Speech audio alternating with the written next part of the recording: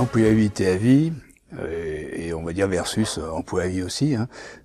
Parlons de la fonction publique territoriale, l'emploi à vie, et puis en parallèle les questions sociétales qui touchent à l'employabilité, qui touchent plutôt le privé, mais qui impactent la fonction publique de plus en plus.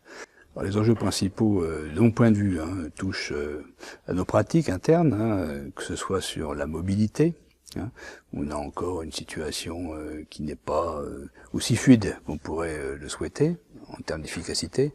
La question de la formation aussi, puisque le compte personnel de formation a pour objectif, hein, de faciliter la mobilité professionnelle entre les fonctions publiques et les collectivités, beaucoup plus qu'aujourd'hui. Sur la partie mobilité, on a prescrit l'obligation d'une mobilité déjà interne, hein, au-delà de 5 à 10 ans de postes identiques, de telle façon que les personnes aient d'autres expériences internes déjà. Hein.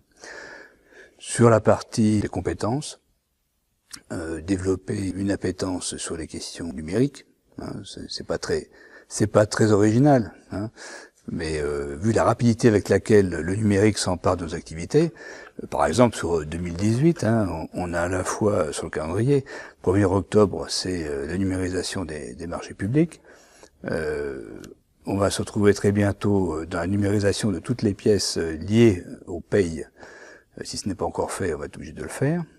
Et puis on a aussi des obligations dans le domaine par exemple des impôts, puisqu'on va prélever l'impôt à la source. Enfin bref, il y a un ensemble de choses qui nous amènent à développer les questions de numérisation.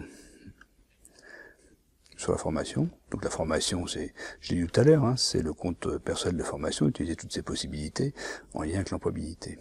On était plus dans un constat de questionnement sur nos pratiques, l'idée d'une consommation un peu un peu casino, c'est-à-dire que les gens peuvent solliciter un peu tout et n'importe quoi.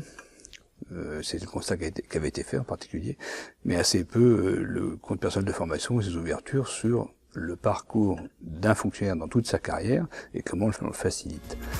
Voilà.